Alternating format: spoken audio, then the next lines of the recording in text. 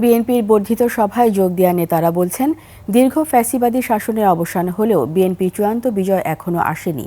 তাই লক্ষ্যে পৌঁছতে ভেদাভেদ ভুলে সবাইকে একযোগে কাজ করতে হবে। ত্যাগীদের মূল্যায়ন করে আগামী নেতৃত্ব এগিয়ে নেওয়ার প্রত্যয় উঠে আসে ডেলিগেটসদের কণ্ঠে। মাহিলা ইসলামের আরেকটি প্রতিবেদন। জাতীয় সংসদের এলডি হল প্রাঙ্গণে বহুল প্রতীক্ষিত বর্ধিত সভা। অংশ নেন তৃণমূল থেকে নীতি নির্ধারণী পর্যায়ের ৪,০০০-এরও বেশি নেতা।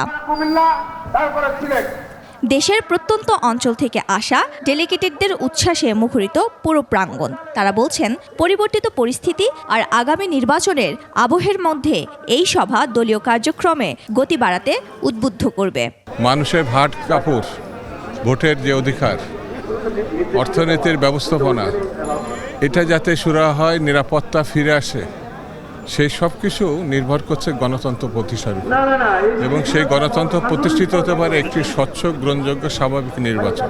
জাতীয় নির্বাচনের পরে স্থানীয় নির্বাচন হবে, এই বিষয়টা জনগণকে বোঝানো এবং ৩১ দফা রাষ্ট্র সংস্কারের যে রূপরেখা দিয়েছে আমাদের দল থেকে, সেটা বাস্তবায়ন করা জনগণের। একেবারে গণতান্ত্রিক পদ্ধতির মধ্য দিয়ে আমরা দলের কাঠামোগুলো পুনর্বিন্যাস করছি এবং এর পরবর্তী করণীয় কি, সেই মতগুলো তো আমাদের তৃণমূল পর্যায়ের নেতৃবৃন্দ দেবেন। হাসিনা সরকারের পতনের পর নব্য নেতাদের আস্ফালনে ত্যাগীরা কোণঠাসা হয়ে যাওয়ার আক্ষেপও ছিল তাদের কণ্ঠে।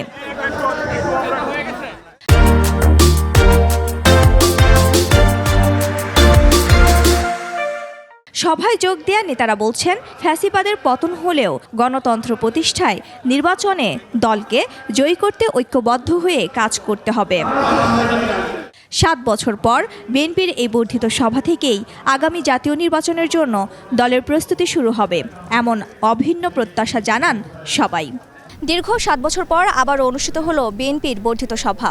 তৃণমূল থেকে কেন্দ্রীয় নেতৃবৃন্দ আগামী জাতীয় নির্বাচন চ্যালেঞ্জ মোকাবেলায় প্রত্যয়, সেই সাথে দ্রুত সংস্কার কাজ শেষ করে নির্বাচনের তাগিদও উঠে আসে এই বর্ধিত সভা থেকে। আগামী বাংলাদেশ হবে সুন্দর, সমৃদ্ধ বাংলাদেশ, এমনটাই প্রত্যাশা দলের নেতাকর্মীদের। মাহিলা ইসলাম, ২১ টেলিভিশন, ঢাকা।